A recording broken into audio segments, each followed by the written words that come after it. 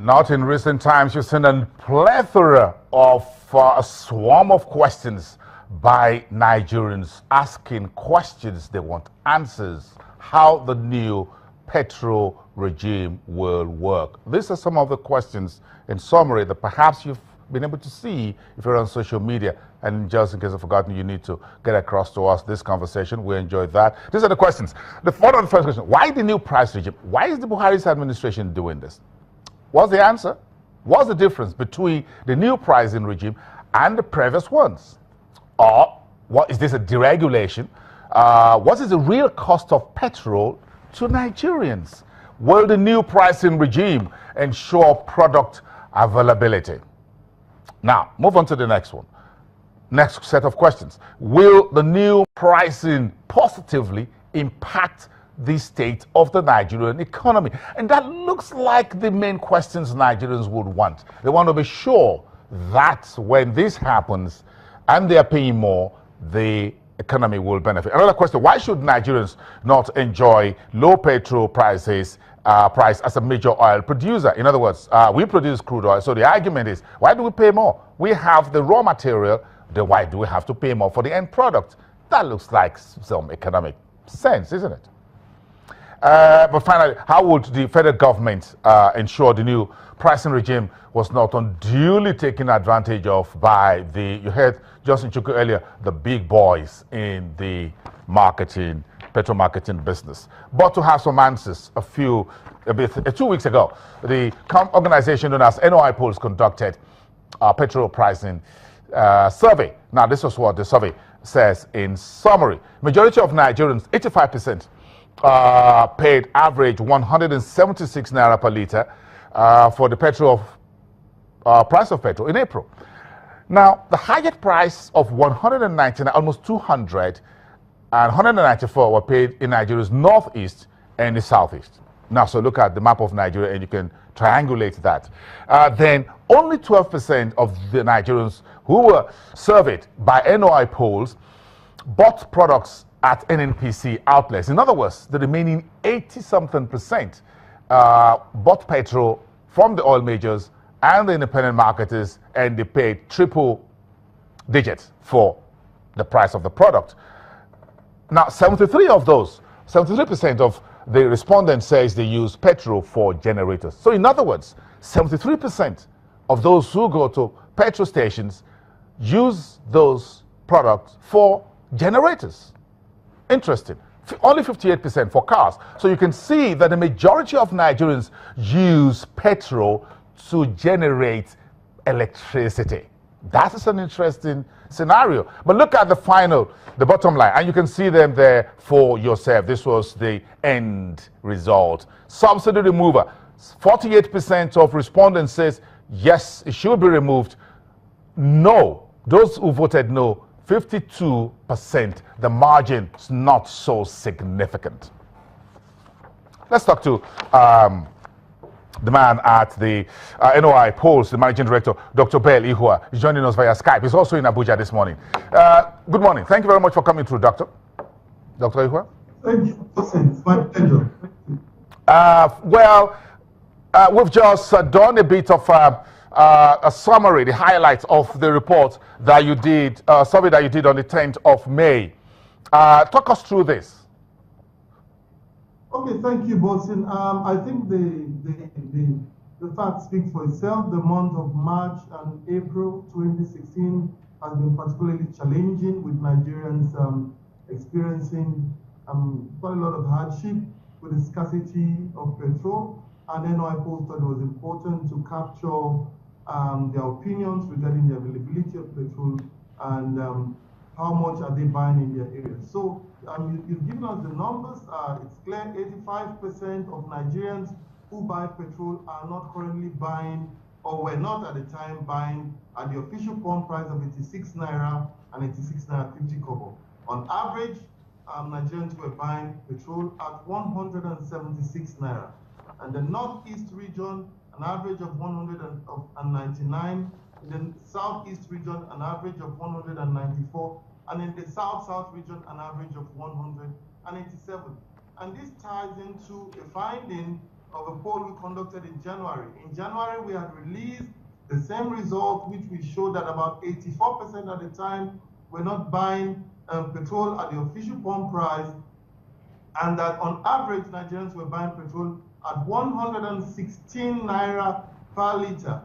Just about the same time, MBS, the Bureau of Statistics, released their own result to show that Nigerians were buying petrol at the time of 119 naira 61 kobo per liter. So I think it's a situation where you can no longer play the ostrich and claim that filling stations should sell at 86 naira, 86 naira 50 kobo when it just isn't feasible. Yes, it's not just feasible. The end result was subsidy removal, which been a sing-song in recent years. So your survey was a yes, 48%, and no, 52%. That was in April. If this same survey is conducted today, Friday, the 13th of May, will this yes, no, would it change? Well, you know, I can tell. You know, I prefer to go down the scientific route of finding again. But this poll was conducted in the last week of April, the week commencing 25th of April, and it was released only on Tuesday last week, and following the Tuesday before this announcement was made. But you can see clearly that the margins are not so high. So 48% say they support the removal of the fuel subsidy, 52% say they do not support. And when we try to probe further to ask those who say they support, why do you support the removal? They say it will simply make petrol available, it will reduce the suffering that masses are currently facing, and it will curb corruption in the system. A situation where, in the name of subsidy, some people are smiling to the bank and getting richer by the day is simply not acceptable. On the other hand, the 52% who do not support the fuel subsidy removal said because it's going to make petrol more expensive, it's going to have adverse effects on the poor and inflict further hardship on poor Nigerian masses, and it's going to increase the price of goods and services in the market. So I think on the two sides, strong arguments there for you. Yes, Dr. Ihua, if you are the president, how would you decide? Well, if I were the president, I would stick with the masses. We also asked Nigerians on average, how much would you like to buy fuel? And on average, Nigerians said they would prefer to buy fuel at 80 naira per liter. That's what Nigerians said. The realities of the price of a barrel of oil today at about 40 naira, as opposed to in 2012 when it was over 100 naira, and when the first subsidy would have been removed, versus now the price of the barrel of oil is pretty low at the moment, and so Nigerians think we shouldn't be made to pay more than we are paying at the moment. So 80 naira on average is what Nigerians think they would like to pay. If that position by some of Nigerians in your survey is tenable and the president decides to go that route, that means, in other words, we will have to keep adjusting petrol prices, because crude prices is not going to remain forever at $42, $46 a barrel. We could see $20 a barrel, and we as well see $70 a barrel. But again, if oil prices go as high as $50, $60, $70 a barrel, will you be able, as the government, hold the retail end of it at 18 naira per liter? The subsidy gap in the middle. Explain that to us.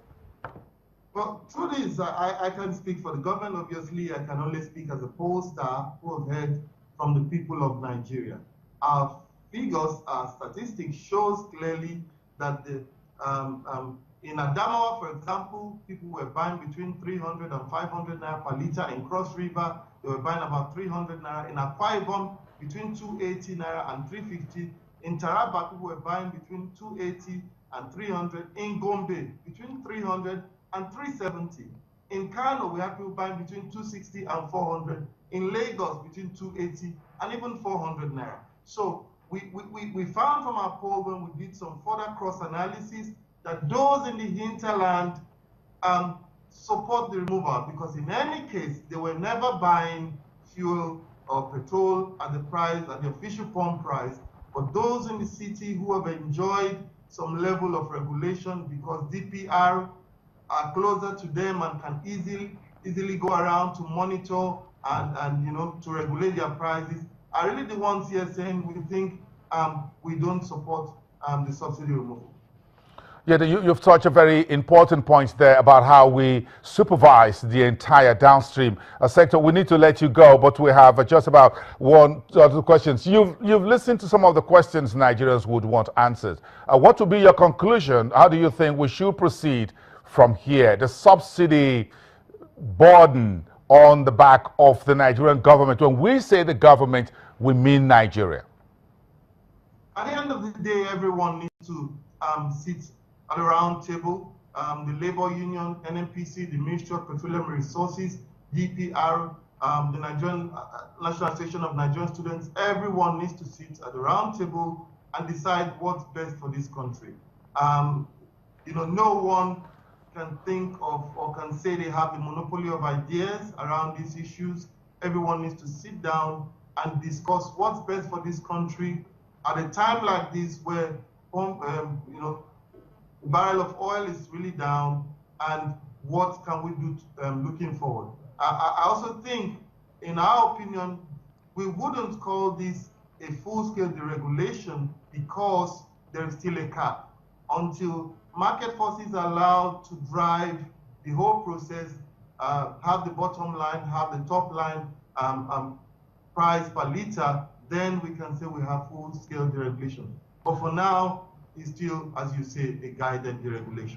A government has a responsibility to care for the people. What do you think the Nigerian government is trying to achieve with the new guided petrol deregulation? Well, I wouldn't know, you know, because you know, I speak on the side of Nigerians who I capture their opinions on a daily basis. But from what we've heard from the Minister for State for Petroleum Resources, there is also need to gain some savings which can be invested into rehabilitation of depots, into turnaround maintenance for refineries, also into other critical infrastructure like transport, like rail. So yes, there's an argument for that, but as you know, NNPC cannot do this alone and cannot supply the entire country, which uses about 45 million liters of petrol per day. You have to open up the space to private sector involvement, and now, just as they've opened up the space, it's important for them to also call the independent marketers together, sit down with them, and let's look forward to what will be in the best interest of Nigeria. We appreciate your time today, Dr. Bell Ihua, Managing Director at NOI Polls via Skype from Abuja. We'll go on a break. When we come back, we'll go back to the analyst community. A raft of reports are coming out supporting the new deregulation, but there are concerns. The analysts are looking at a number of issues. Chief among them is the currency market. You've heard that all through this 1 hour or 45 minutes. We have a few minutes left on the program to talk to the folks at Afrinvest. Getting back to you in one.